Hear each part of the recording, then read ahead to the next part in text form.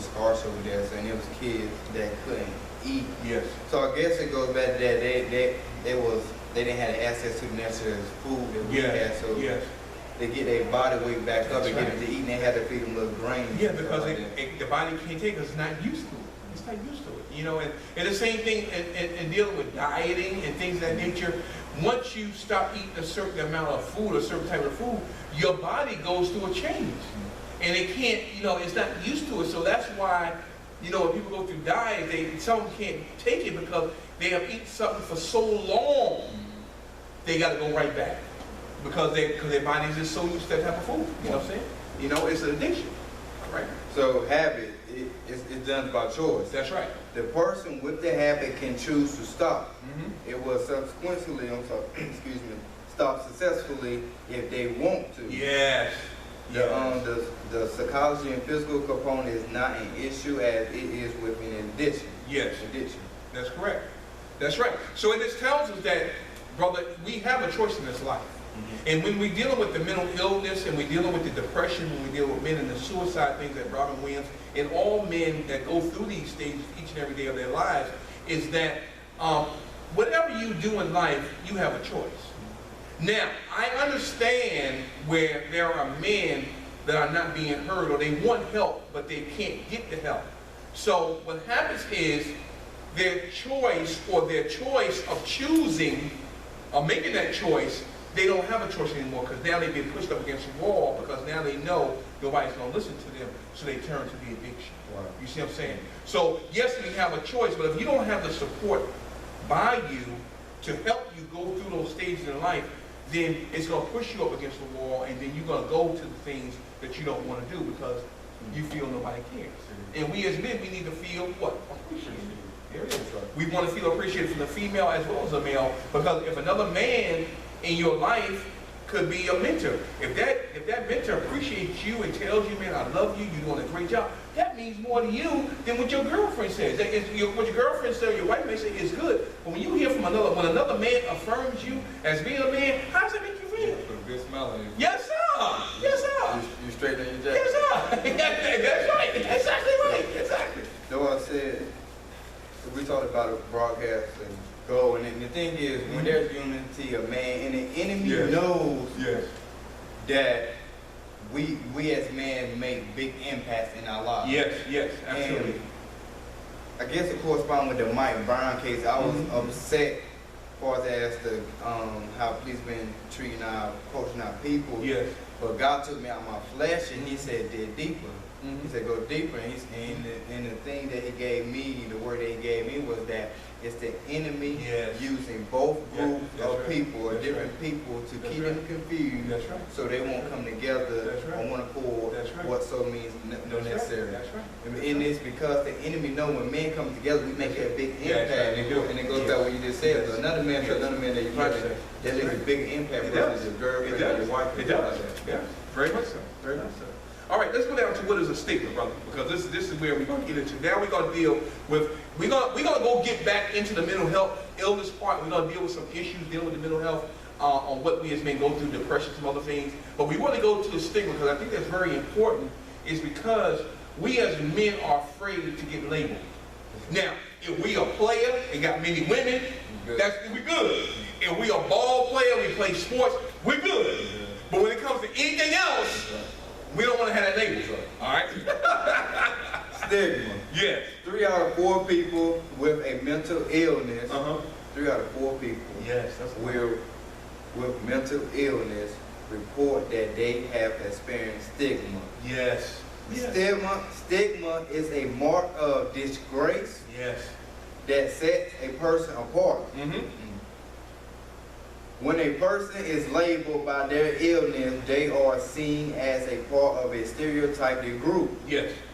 Negative attitudes create prejudice, which lead to negative action and discrimination. Yes. Okay, Brother John brought that up. You remember on Tuesday we were talking about in our weekly meeting about certain things that with the PTSD and some other issues that he was going through, and it was not. He made the statement, and I'm glad he made what he said. He said, I'm just like everybody else. That's right. He said, I just want to be treated like you'll be treated. And the same thing causes from So everybody can understand where we're coming from, as far as from a race standpoint, if you are African American, just like you told the Caucasian man, I just want to live life, I just want to be treated equally.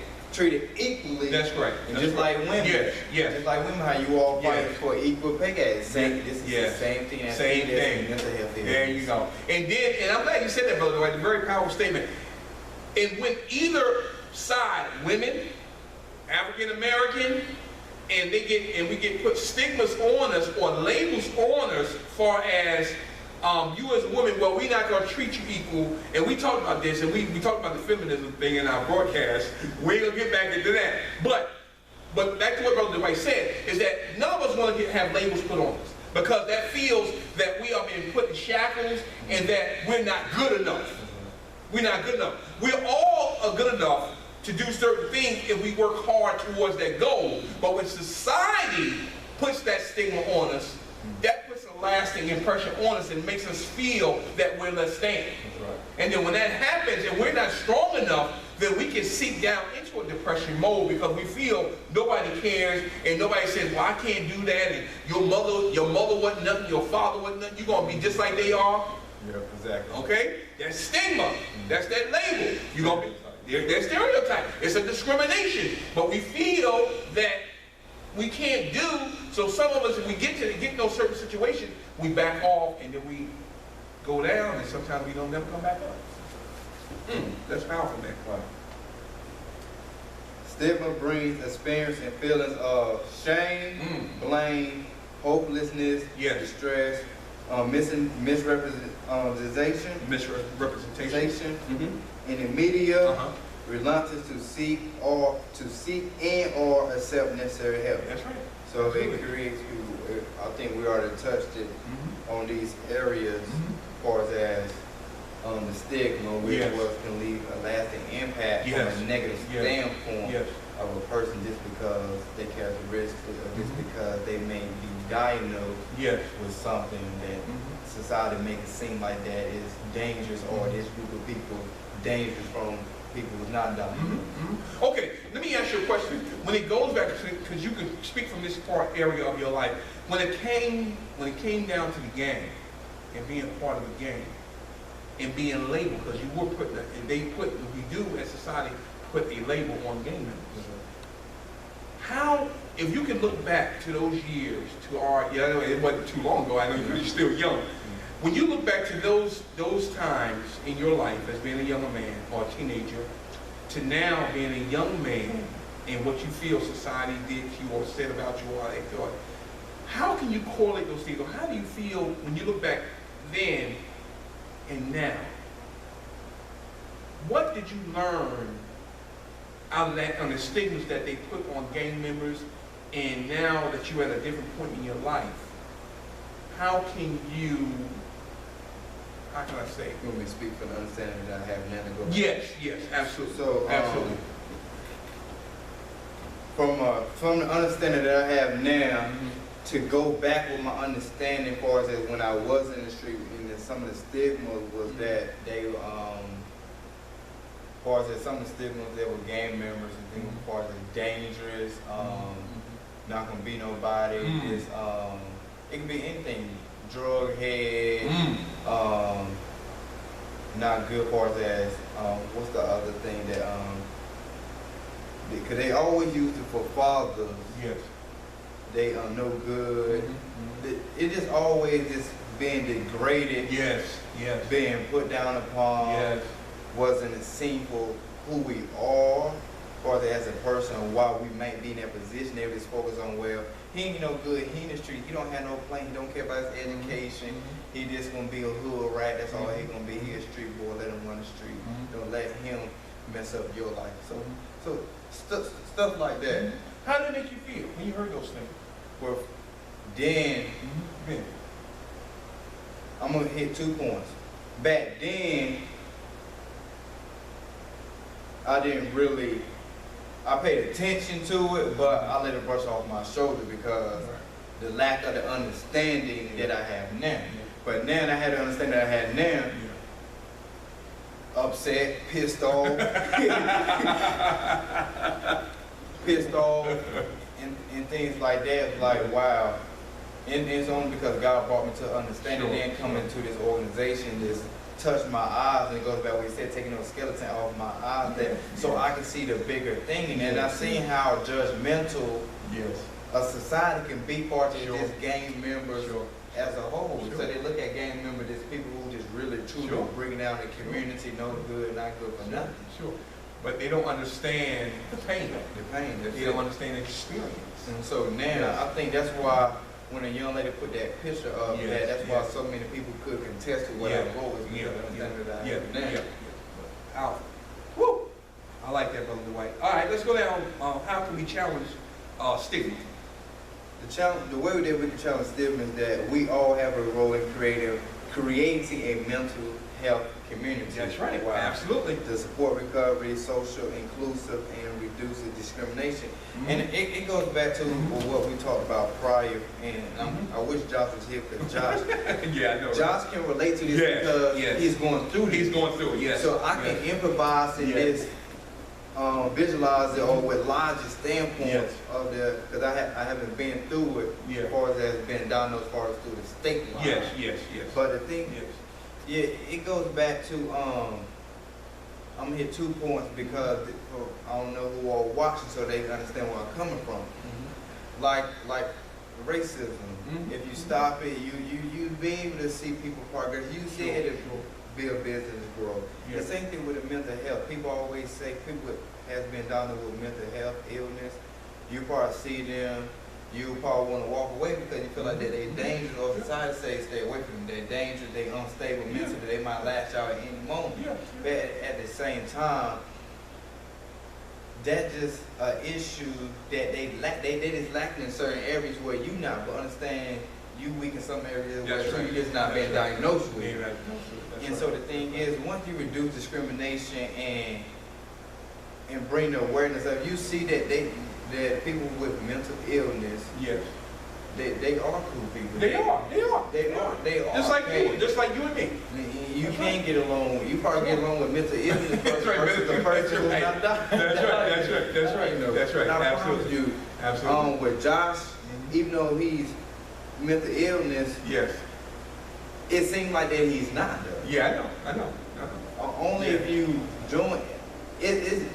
Every time when we join, have our meetings or talk, I don't think about it. No, I don't either. I don't think about it. He's not showing, even though the doctor may say that he got those, but he's just not showing those symptoms to me because he talk regular, talk normal, and he's very dedicated, very smart guy, stuff like that. So it's just that stiffness, society is confused of what mental health is, or what people portray, or how to perceive those people. That's right. That's right. That's the right words you all understand. Absolutely. Oh man, the time is running on us. Right. Woo! Good. All right. It's good stuff though. That's right. All right. Let's go down to mental health, overcoming the stigma of mental illness. Stigma is when someone views you in a negative way because you have a distinguishing characteristic or personal trait that's thought to be or actually is a disadvantage, a negative stereotype. Unfortunately, negative attitudes and beliefs towards people who have a mental illness condition are common. Wow. So that was just basically go back to what you were saying with Brother Josh. And Brother Josh felt that about being disadvantaged or taken advantage of because they felt that since he did have these certain issues with mental illness, that he wasn't as good as they were. And so that's why he always said truth in the meeting, that he just wanted to be treated just like everybody else, just like you. And he said when he walked into the place, he get this comfort. Yes. That's right. He sure did. That's right. Okay. B. Stigma can lead to discrimination. Discrimination may be obvious and direct, such as someone making a negative remark about your mental illness or your treatment.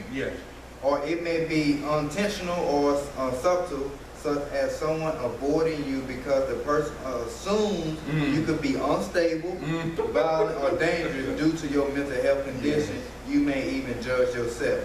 And that just goes back with what we just talked about as well too. That's right. All right. Some of the harmful effects of stigma can include, Brother Dwight. reluctance to seek help or treatment, Yes. lack of understanding by family, friends, co-workers, or others you know. Fewer opportunities for work, school, and social activities, or trouble in finding housing. That's true. That's so true. Bullying, physical violence, or harassment.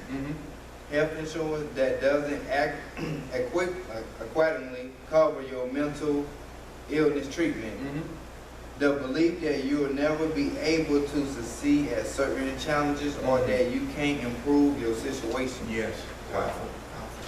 Man, this is good stuff here. Let's go. I just want you to run through these steps on how you can cope with stigma, and this can go really both ways, male and female. But we are directing this to men, because we have to learn how to deal with our stigma, and because all of us, every man has a stigma on us, because somebody don't like you. Somebody don't like what you're doing. Okay, and that's the stigma they put on, but that's okay, as long as you know where you at. And I always tell people, and I tell my son, and I've told y'all sometime here in the meeting, I don't care if you don't like me, but you're gonna respect me. You're gonna do that, because I guarantee, I demand that, because of the way I carry myself. And we talked about this with the superheroes, or how some of our family members think we arrogant, we stuck out. It's just not that. It's the confidence that we carry about ourselves. That's all it is. So we all have those stigmas on us, but how we react to them is going to be a defining moment in our life as men. Exactly. I guess one of the steps to cope with stigma is get treatment. Yes. So like Tyrone said, you probably not have admitted it, but at the same time, you can't let the stigma, what people put on you, so get your help, the necessary help that you need. That's right. That's right. But at the end of the day, it's all about take care of yourself. That's right. That's right. That's right. That's right. And like you said, and then if we don't do those things, then we're not doing what God created us to do. Protect, provide, and lead. So if we don't get treated, don't take care of ourselves, that's going to lead us to an early grave, and then our family that's left behind, how they're going to be taken care of. How are we going to lead them when we're not there? Can't do it. Can't do it. Oh, wait. And the next one is don't let stigma create self-doubt and shame. Oh man, that's powerful. Woo. I guess it just goes back to what Josh was talking about, and what we were talking about just a few minutes ago and things like that. When you are being labeled, you start feeling a certain way, you start feeling doubtful, start feeling shameful about your situation that you don't want to hit out. And we discussed some of the characteristics, hopelessness. That's right. That one reluctance to seek help. That's right. Those things would create self-doubt within yourself. It may even create, you may even go into a depression mode because of it. Yeah, because of that. That's right. Absolutely. I agree.